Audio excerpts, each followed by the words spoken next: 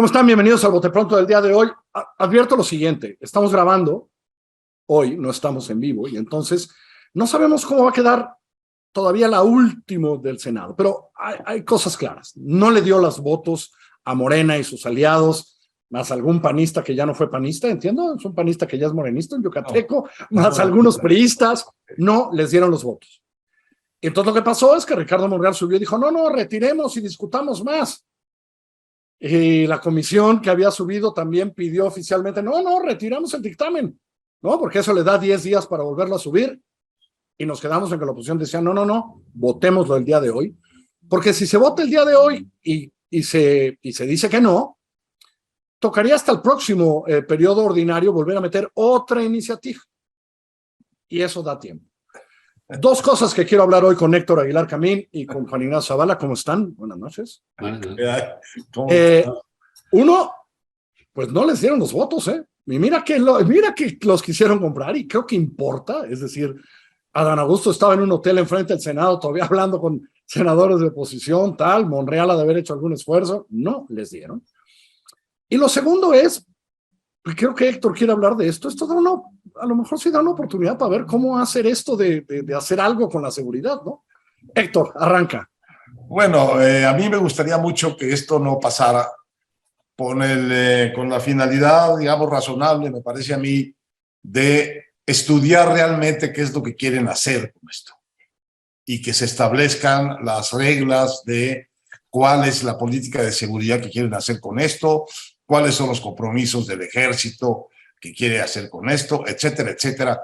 Un poquito de reflexión sobre un asunto que los gobiernos no le han encontrado la solución y tiene al país ensangrentado. Con el ejército en el centro de la operación tenemos muy malos resultados. Entonces, mejor un tiempo para pensar y completar lo que se va a hacer. Ahora, lo que sí es muy notable aquí es la lección pública que ha dado este gobierno en eso que el canciller Bismarck alemán dijo alguna vez, al que le gusten las salchichas y las leyes, pues que no vaya a ver cómo se hacen, porque el proceso de hacer salchichas es bastante grosero.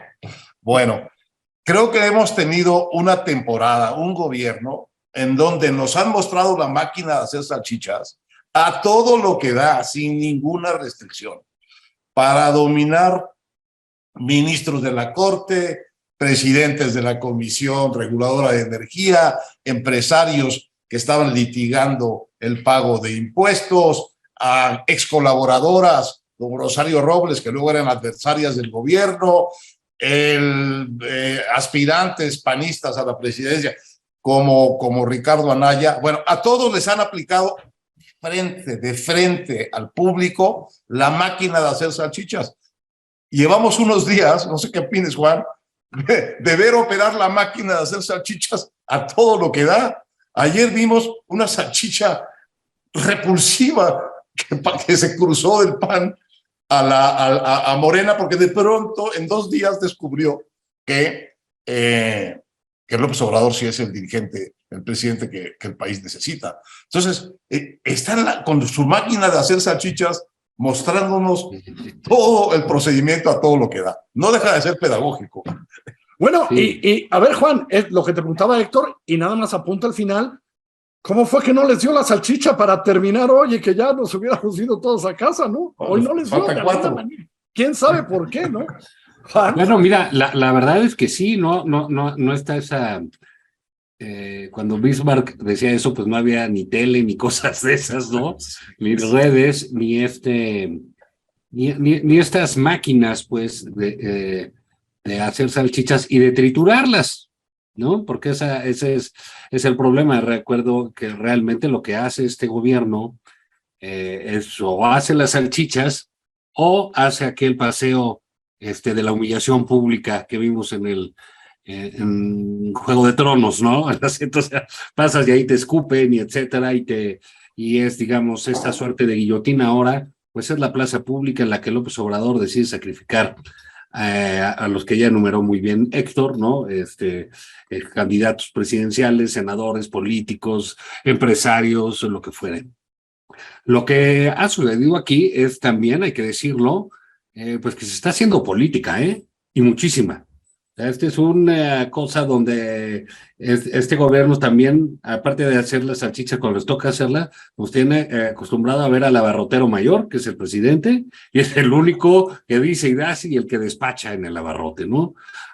Al margen de eso, ha habido algunos momentos, este es uno de ellos, que viene desde la semana pasada, donde se ha hecho política más rudimentaria, más grotesca en sus procesos, pero política al fin, en la que se discute un tema de amplísima relevancia para la nación, Sí. Y donde los partidos políticos se juegan casi todo. Morena se juega muchísimo, se juega el respeto del gobierno, el poder del presidente de la República, se juega Ricardo Monreal, se juega pues, sus siguientes meses en la vida política, Adán Augusto, su prestigio como operador, que yo creo que ha ganado muchísimo. En ese sentido, ha sido muy sorprendente esta manera de operar del secretario de Gobernación, y la oposición se está jugando, híjole, un tanque de oxígeno bárbaro, el aplauso de los suyos, y bueno, y no ha sido barato, digamos, las salchichas no están siendo baratas para nadie en ese sentido, pero es sano para el país ver esto que está sucediendo, es muy saludable, Carlos. Voy a ustedes. voy a anunciar una regla general respecto de esta salchichonería. Mira, entre más larga es la cola de la salchicha, más barato es comprarla. Claro. Entre más larga es la cola que tienen que pisarle a un político, más barato y más fácil es doblarlo. Porque el mecanismo fundamental de esto lo conocemos, se ha usado siempre en México. Lo notable aquí es que se usa de una manera masiva, vamos a decir. Sí. Es un mecanismo que se ha usado siempre de una manera excepcional en México. Siempre ha sido una porquería, siempre ha sido una parte siniestra de la vida pública mexicana, y se llama politización personalizada de la justicia. Quiere decir, te encuentro o te invento un crimen que merece en estos tiempos prisión preventiva oficiosa de la que no te puedes zafar, y llego y te digo, o te rindes a lo que yo quiero o vas a la cárcel. Si te rindes, recibes impunidad. Si no te rindes, vas a la cárcel. Con un agregado que sí es novedoso en estos años. Normalmente esta acusación incluye familiares. Normalmente esta acusación incluye familiares. No era así que yo recordara. Digo, porque no, a ver, viendo los perfiles de ese panista que le llegó la luz hace un par de días para darse cuenta de su error, hoy que leíamos sus perfiles, los líos en los que han dado, su hermano, uno puede empezar a sospechar que a lo mejor por ahí estuvo la llamada, ¿no, Juan Ignacio? El hermano tiene una acusación de feminicidio, ¿no? Sí, claro. El hermano. Y bueno, de él lo que se sabe es, hace mucho, de cuando los moches, pues un baile con prostitutas, y ahora, pues yo digo que tiene un nexo ahí con la prostitución, ¿no? Por un lado la consume y políticamente la ejerce, ¿no? Porque está el tipo, pues, ahí realmente es un asunto que nos habla de cómo están los partidos políticos. ¿Quién es este señor? Lo único que sabemos son esas dos cosas, y ahora que el hermano está acusado de feminicidio.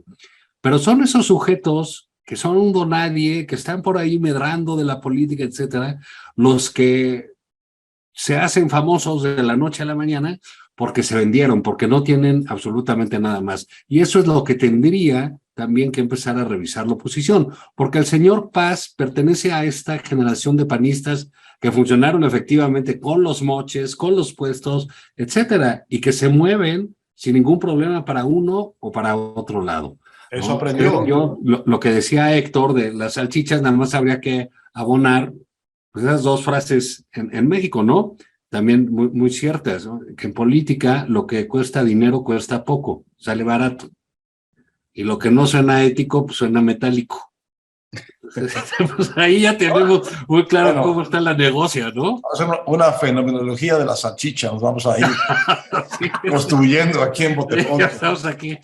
Les propongo, vamos añadiendo. Abarrotes y salchichonería. Ahora, evidentemente se encontraron con 5 o 6 priistas a los que no les encontraron nada o por alguna razón aguantaron, ¿no? Que es lo que, a ver, hablando con priistas el fin de semana en el Senado, decían, hombre, esto está perdido, todo el mundo va a votar a favor, y de repente lo que pasó hoy es interesante porque no les dieron los votos, ¿no? Claro. Yo creo que es muy notable, por ejemplo, la posición de Claudia Ruiz Massieu,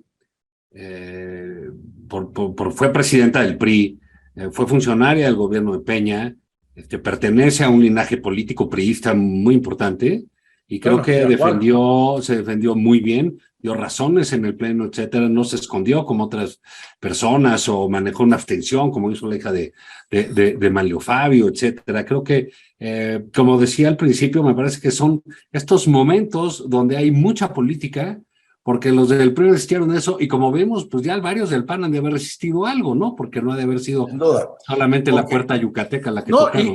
Y Claudia muy bien, porque decía algo que Héctor decía al principio del programa. Claudia lo que decía es, señores, vamos a discutir un rato más, regresemos a parlamentos abiertos, a ver cómo arreglamos, qué hacemos con las policías locales mientras la guardia ande ahí, etcétera, ¿no? Que es un poco lo que tú decías, ¿no, Héctor? Sigamos hablándolo, ¿no? Naturalmente, es que estamos en el fondo perdidos respecto de qué hacer con la seguridad.